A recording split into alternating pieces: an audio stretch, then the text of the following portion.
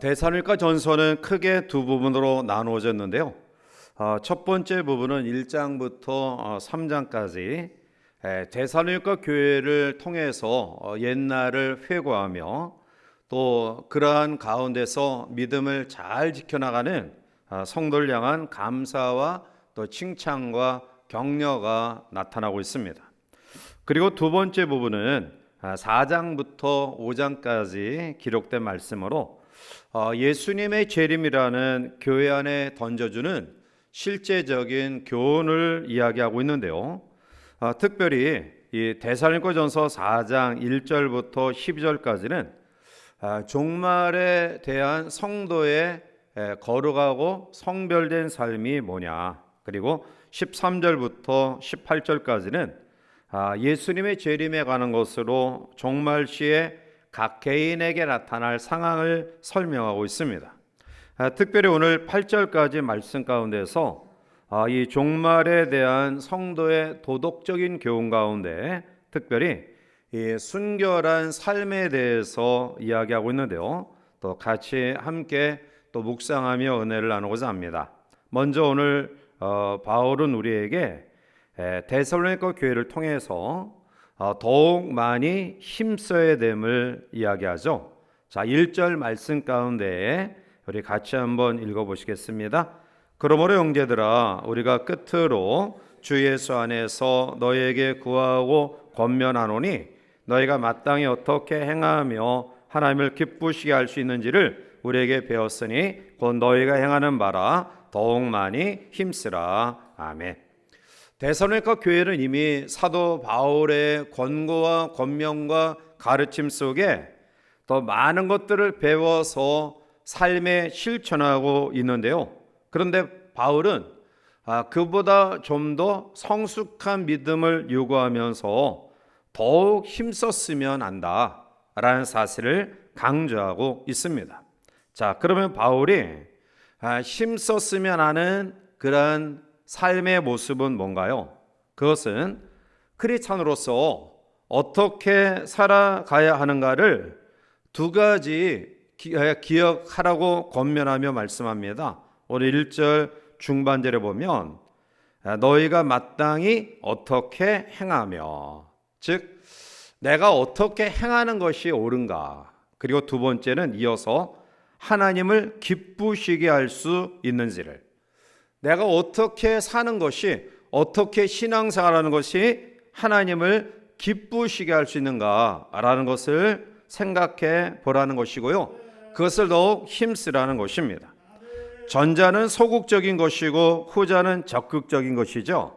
전자는 크리스찬으로서 마땅히 해야 될 것을 생각해서 그 마지노선을 반드시 지켜야 된다라는 겁니다. 예를 들어 내가 목사로서, 장로로서, 권사로서, 집사로서 어떻게 하는 것이 마땅한가, 어떻게 교회와 하나님을 섬기는 것이 마땅한가, 이것을 생각하라는 거예요.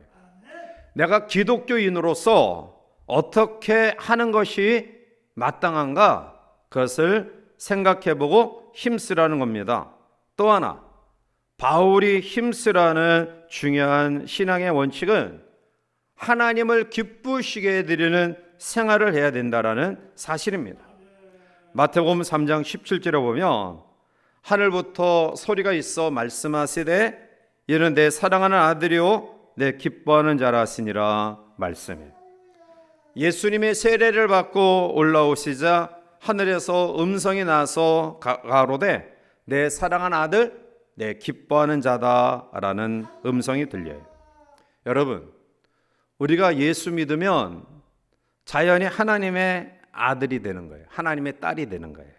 그러니까 예수님을 내 마음속에 영접하고 고백하고 믿으면 그 즉시 우리는 하나님의 자녀된 줄 확신하시기 바랍니다. 그런데 하나님께서 우리를 사랑하는 것은 믿음으로 우리를 사랑하시는 하나님의 속성을 우리에게 그대로 보여줘요. 그런데 내가 하나님이 기뻐하시는 자나라는 거예요.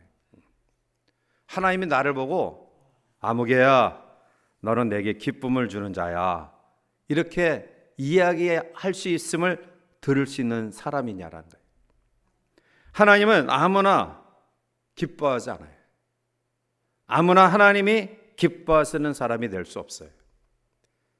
믿으면 하나님의 아들 되는 것은 당연한 특권이에요.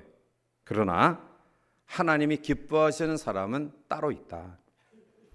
하나님을 사랑하고 전심으로 섬기며 하나님의 의를 이루며 비둘기 같은 성령의 충만함을 받고 성령을 쫓아 행하는 화평을 도모하는 사람, 하나님의 뜻 가운데 거하는 사람, 그 사람을 하나님이 기뻐하셔요. 오늘 우리는 하나님의 자녀됨에 만족하지 마시고요, 과연 내가 하나님을 기쁘시게 해드리는 그러한 직분자인가, 성도인가, 오늘 나의 삶을 다시 한번 말씀 앞에 재조명하면서 난 하나님 앞에 기쁨을 드리는 사람이야, 그렇게 자신할 수 있는 그런 믿음의 결단과 또 다짐이 우리 가운데 있기를 바랍니다. 크리스찬으로서 죄를 안 지는 것에 만족하지 말고요, 적극적으로 하나님을 기쁘시게 해드리는 삶을 살아가시기를 바라요. 소극적으로 어떤 계명을 지키는 데 나아가 적극적으로 하나님을 기쁘시게 하는 삶을 살아가시기를 축원합니다. 두 번째, 오늘 바울은 거룩한 삶을 살 것을 촉구하고 있어요. 기독교는 가정을 소중히 여기는 종교입니다. 하나님은 천지 모든 것들을 창조하시고 마지막 아담과 하와의 가정을 창조하시면서 창조의 사역을 마치셨어요. 예수님의 첫 번째 기적은 가나 혼인잔치에서 물로 포도주를 만든 기적이에요. 이러한 사실들은 하나님의 가정을 얼마나 중요시 여기는가, 그것을 보여주고 있는 말씀이에요. 가정은 행복의 원천입니다. 큰 가정인 교회와 작은 교회인 가정을 떠나서는 우리가 행복할 수 없어요. 가정을 행복하게 하는 것은 내가 돈을 소유하는 것보다, 또한 여러 사회의 명예를 가지는 것보다 훨씬 중요해요. 세상에서 가장 위대한 사람이 누구냐? 자기 식구들로부터 아내와 남편, 부모와 자녀에게 존경받는 사람이에요. 세상으로부터 존경받아도 가장 가까운 식구로부터 존경받지 못하면 그 삶은 허무한 삶일 수밖에 없어요. 그것은 그만큼 가정을 소중하게 가꾸는 것이 중요해요. 그런데 왜 현대의 수많은 가정들이 깨지느냐? 그 주된 가장 중요한 원인은 성적인 죄 때문에 그래요. 이 죄는 몇 시간 만에 정상적인 사람을 완전히 삶을 패망시켜요. 가정을 황폐하게 만듭니다. 이 죄를 짓는 사람 때문에 그가 속한 가정과 함께했던 사람들이 멸망에 또 빠져드는 경우도 있어요. 그런데 이러한 값비싼 대가를 치르게 하는 줄 알면서 왜 사람들은 그 죄에 빠져들까요? 그것은 스스로 속이기 때문에 그래요. 성적인 범죄자들은 대부분 스스로 속여요. 이게 뭐 대수로운 죄인가? 이게 무슨 큰 죄인가? 자기를 속이고요, 비밀스럽게 하면 아무도 알 수 없다라고 그러한 착각을 가지게 돼. 그러나 갈라디아 6장 7절에 보면 스스로 속이지 말라, 하나님은 없인 여김을 받지 아니하시나니 사람이 무엇으로 심든지 그대로 거두리라 말씀. 성적인 죄를 저지르고 아무 일 없는 줄 착각하지 말라는 뜻입니다. 이 죄는 믿음이 좋은 사람도 순간적으로 지을 수 있어요. 지극히 주의해야 돼요. 그래서 성경은 다른 모든 죄는 맞서 싸우라, 그렇게 강력하게 이야기하지만 성적인 죄만큼은 피하라. 그러한 상황, 그러한 환경, 그러한 조건을 갖춘 그 장소, 거기를 피하는 것이 이기는 비결이에요. 사도 바울은 그 문제에 대하여 다시 경계의 말씀을 줘요. 자, 3절, 우리 3절 넘어가서 함께 보겠습니다. 하나님의 뜻은 이것이니, 아멘. 하나님의 뜻은 이것이다. 하나님의 뜻은 어떤 거창한 것이 아니에요. 하나님의 뜻은 구별된 삶을 살아라. 성결한 삶을 살아라. 성경에서 반복되는 명령 가운데 하나가 너희는 거룩하라. 나 여호와가 거룩하니 너희도 거룩하라. 이 명령을 자주 주셔요. 이것이 얼마나 중요한지 때로는 하나님이 은을 단련하듯이 우리를 거룩하게 하시기 위해 고난의 풀무불에 던져 놓으시기도 해요. 그래서 거룩해지고 정결하는 것이 고난을 통해서라도 하나님의 뜻이기 때문에 그래요. 그런데 오늘 우리들 가운데 거룩한 삶, 이것을 이야기할 때 오해하는 경우가 있어요. 즉 외형적인 거룩을 거룩이라고 착각해요. 그냥 농담도 안 하고 웃지도 않고 목소리도 낮게 깔아서 이야기하고 옷차림도 경건하게 입고 거룩하게 행동하는 것. 거룩은 겉모양이나 형식이 아니에요. 물론 옷차림도 중요하고요. 또 우리의 행동도 중요해요. 말투도 중요합니다. 그러나 성경적 거룩은 내면의 아름다움이에요. 오늘 본문 3절에 보면 하나님의 뜻은 이것이니 라고 이야기해요. 하나님의 뜻은 이것이니. 성경에서 사실 우리가 하나님의 뜻, 주의 뜻 이렇게 많이 이야기하지만 하나님의 뜻은 이것이다 라고 직접적인 표현하는 경우는 그렇게 많지 않아요. 자, 그런데 모두가 하나님의 뜻이에요. 사실 하나님이 우리에게 원하시는 삶이에요. 그러나 특별히 하나님의 뜻은 이것이니 라고 표현한 것은 그만큼 그것이 중요하다. 하나님의 뜻은 이것이니 너희의 거룩함이다. 자, 그런데 거룩함이다 라고 이야기하면서 이어서 무엇과 연결시켜서 이야기하느냐? 곧 음란을 버리고 라고. 거룩을 이야기하면서 음란과 연결시켜서 이야기하고 있어요. 왜냐? 거룩함을 잃어버리기 가장 쉬운 분야가 성적인 영역이기 때문에 그래요. 하나님이 남자와 여자를 만드시고 가정을 창조하시고 거룩한 가정을 이루도록 하셨어요. 결혼이란 테두리 안에서 성이 사용되기를 원하셨는데요.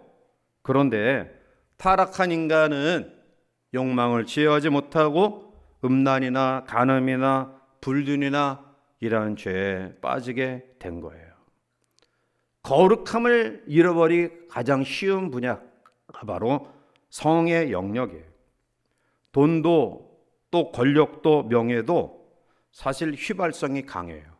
그러니까 거기에 한번 마음을 뺏기면 헤어나오기가 굉장히 어려워요. 그러나 그 가운데 가장 큰 휘발성을 가진 것은 바로 성적인 죄예요. 다윗은 권력자가 된 이후 잠시 방심한 때에 간음죄를 저질렀어요. 다윗의 간음죄는 개인에게만 치명적인 아픔을 가져다 준 것이 아니라 그의 가정과 그리고 나라 전체에 엄청난 피해를 주었어요. 그래서 사도 바울은 하나님의 뜻은 거룩합니다. 구별됩니다. 그 구별됨의 가장 중요한 문제는 음란합니다. 성적인 문제다. 성에서부터 자유해야 된다. 잘못된 성에 대해서. 사실 로마 시대에 이 데살로니가 사람들은 굉장히 부도덕한 삶을 살았어요. 쾌락과 음란함이 자연스러운 사회 현상이에요. 이러한 때에 거룩하라, 거룩한 삶을 살라, 이것은 사실은 생소한 거예요. 그들은 죄가 죄인 줄도 모르고 그렇게 살았어요. 데살로니가는 항구 도시입니다. 그래서 여러 무역상들이 드나드는, 그래서 여러 지역의 신들이 행행했던 곳 가운데 하나가 데살로니가예요. 음란한 문화가 만연됐고요, 우상을 숭배하는 신전에 가면 제사의 한 부분으로 여자 사제들과 성행위가 행해졌어요. 온갖 문란한 성행위가 가정 밖에서도 행해집니다. 즉 성관계는 오직 배우자만 가져야 된다는 생각은 당시에 사람들에게는 굉장히 낯선 생각이에요. 당시의 남성들은 여자를 단순히 생산하는 사람, 또 가사를 돌보는 존재 정도로 생각했어요. 그래서 아내 외에 여자 종들과 또 다른 그런 여인들과 같이 성적인 관계를 갖는 것을 수치로 여기지 않았어요. 남성뿐만이 아니라 여성 가운데도 파워가 있고 좀 더 있는, 재력이 있는 그런 가정의 여성들은 남성 애인을 두는 것을 아무렇지 않게 생각했어요. 이방인을 섬기는 신전에서 창녀들과 성관계를 갖는 것을 자연적인 그런 의식의 일부로 생각하기도 했어요. 사랑하는 성도 여러분, 이러한 문화 속에서 비정상적인 타락한 삶을 살아가고 있는 시대 속에서 거룩하라, 음란을 버려라, 바울은 단호히 명령해요.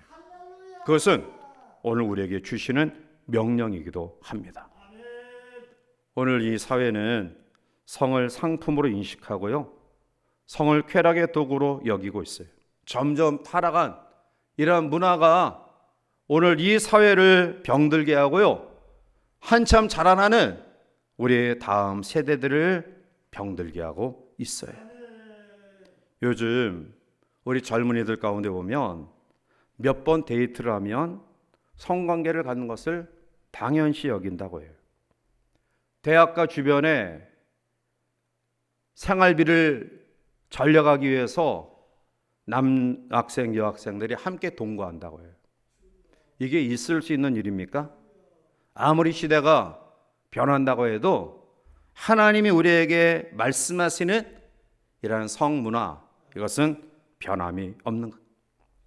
제가 80년대 신학생 때 프랑스에서 계약 결혼이 성행하고 있다. 그래서 충격을 받았어요.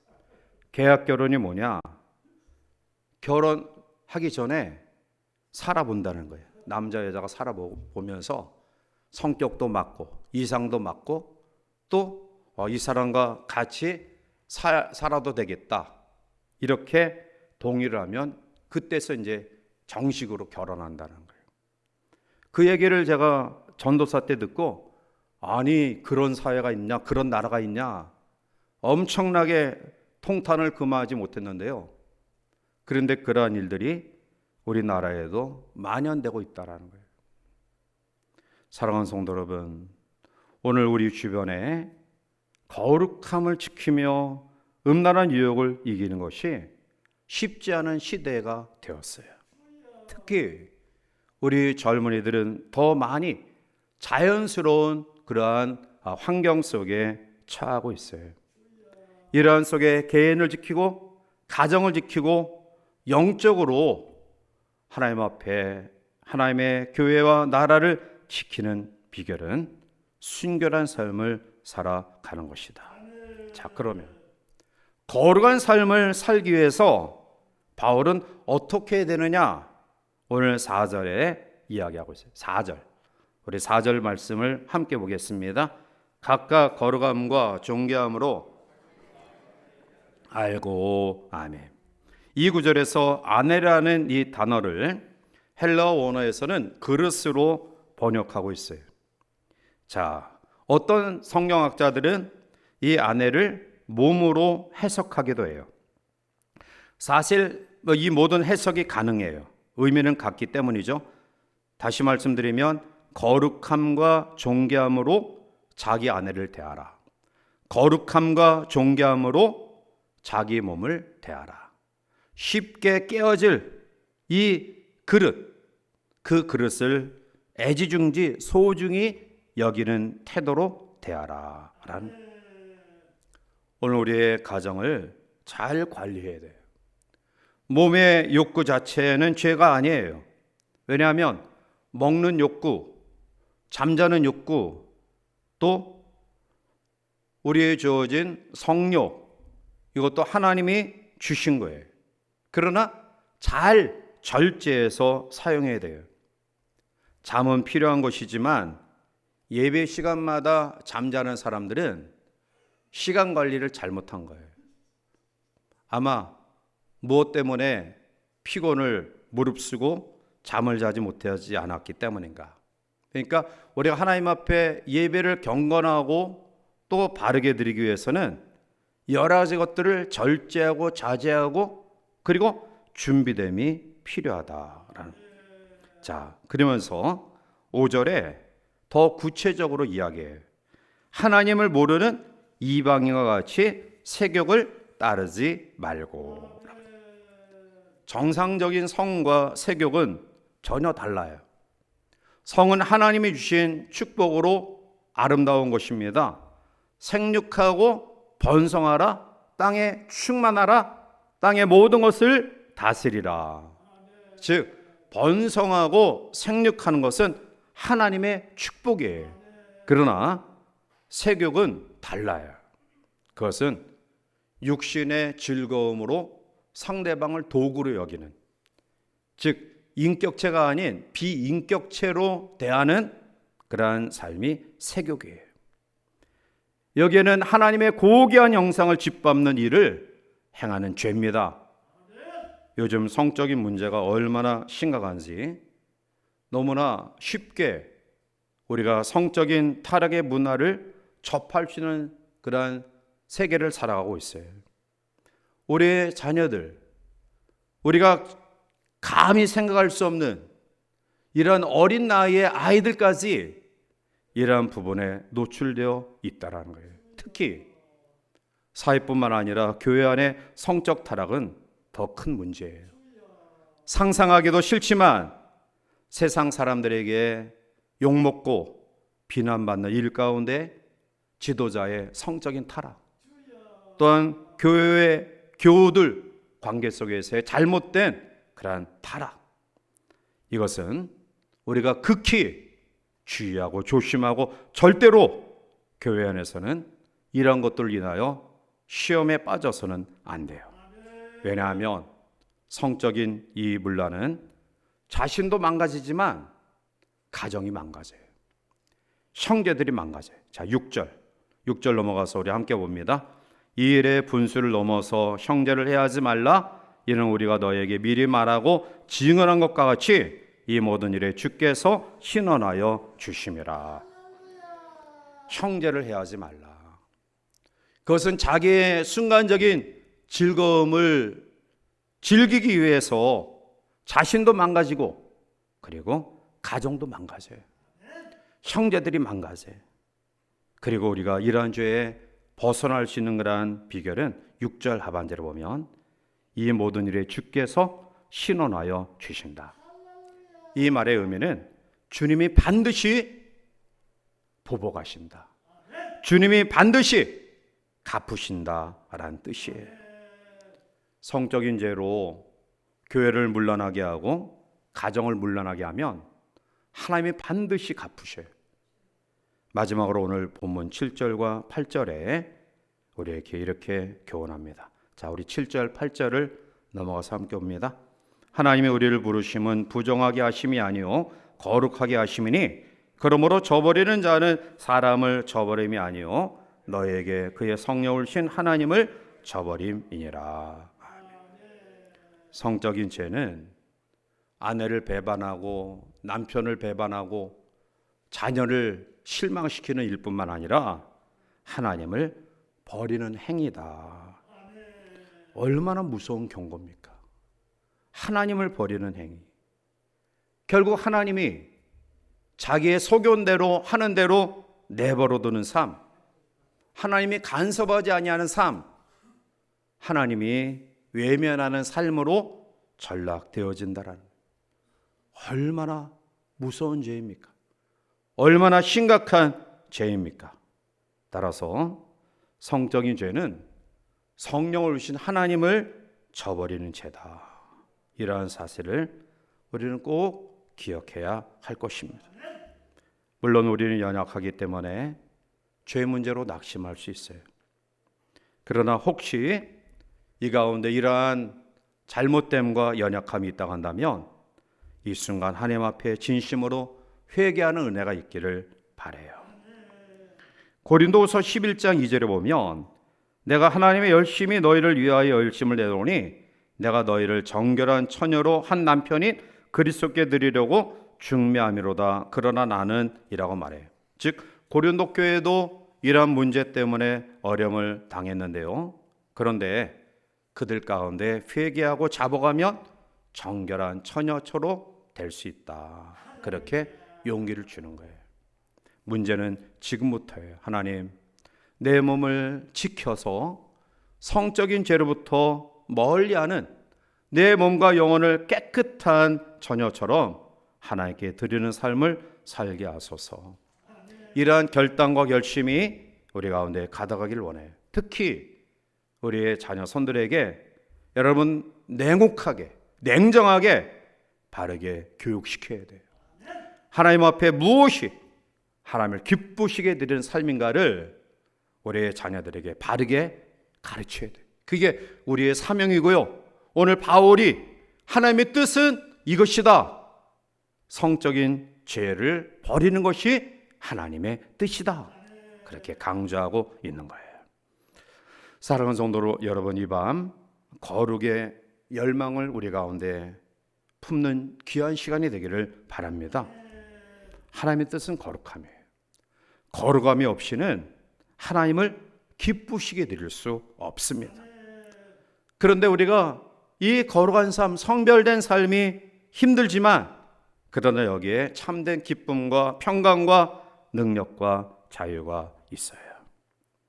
성적인 죄는 결코 개인적인 죄가 아니에요. 자기 혼자만 망가지는 죄가 아니라 자기 하나 때문에 가정이 붕괴돼요. 믿고 의지했던 형제들, 자매들이, 교우들이 무너져요.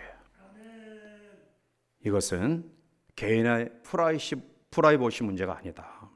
이것은 자존심의 문제가 아니에요. 이것은 하나님을 버리는 치명적인 범죄예요. 사도 바울은 고린도전서 7장에서 음행을 피하는 가장 좋은 방법에 대해 가르쳐주고 있어요. 그것은 결혼이다. 즉 아름다운 가정을 이루는 것이다. 그리고 부부의 의무를 다하는 것이다.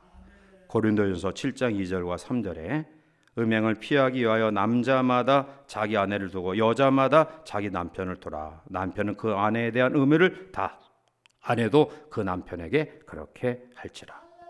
사실 사도 바울은 독신으로 평생을 살았고요. 독신으로 사는 것도 좋다라고 여러 성경에서 그 입장을 표명했지만 그러나 그 바울, 독신의 삶을 살았던 바울이 성적인 욕망을 통해 범죄의 유혹 속에 넘어지는 것보다 결혼이 낫다. 그렇게 권면하고 있어요. 고린도전서 7장 8절과 9절에 내가 결혼하지 아니한 자들과 과부들에게 이르노니 나같이 그냥 지내는 것이 좋으니라. 만일 절제할 수 없거든 결혼하라. 정욕이 불같이 타는 것보다 결혼하는 것이 나으니라. 아멘.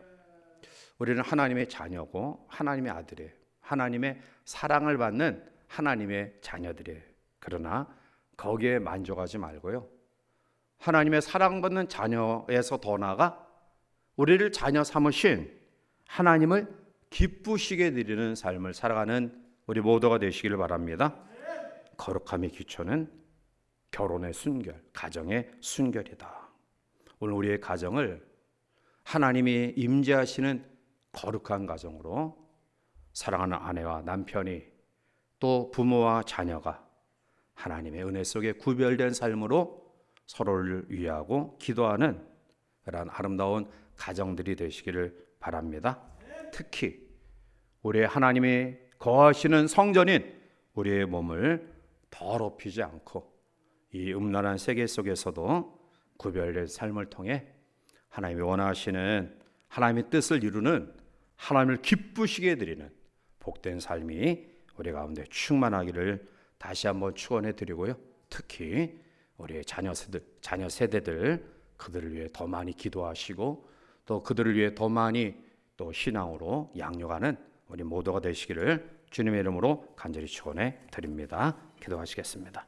사랑의 하나님, 무엇이 옳은지 그른지, 어떠한 삶이 인간다운 삶인지, 어떠한 삶이 신앙인다운 삶인지 점점 분별하기 어려운 이 세대를 살아가고 있습니다. 그러나 성경의 진리는 창조 때나 다시 오실 재림의 때나 변함없음을 믿습니다. 하나님의 뜻은 이것입니다. 우리의 거룩함입니다. 그 거룩함의 비결은 음란을 버리는 것, 성적인 죄에서 자신의 몸을, 우리의 가정을, 교회 공동체를 지키는 것입니다. 하나님, 우리 모든 성도들에게 우리의 가정을 소중히 여길 줄 아는 믿음 주시고, 우리가 아내로서, 남편으로서, 부모로서, 자녀로서의 역할을 잘 감당할 수 있도록 도와주셔서 우리의 가정을 거룩하게 지키게 하시고, 이 가정에 성장하는 우리의 자녀손들이 우리를 통해 거룩함과 성결함을 닮아 그들 또한 이 험난한 세대 가운데서도 거룩함을 유지하며 살아가는 사람들 될 수 있도록 도와주시옵소서.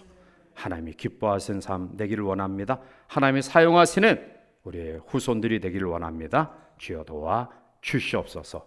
특별히 우리 환우들의 아픔과 힘듦, 외롭고 힘든 고독한 환경 가운데 투병하는 우리 환우를 주여 지키시고 낙심하지 않게 하시고 주의 주님 바라보며 반드시 회복 역사를 더하여 주시옵소서. 여름 행사를 준비하고 계획하는 교육부서에 함께 하시고 우리 교육자들과 교사들 그리고 가정이 연계되어 우리의 다음 세대들을 말씀으로 세우는 아름다운 기회 될 수 있도록 도와주시옵소서. 예수님의 이름으로 감사하며 간절히 기도하옵나이다. 아멘.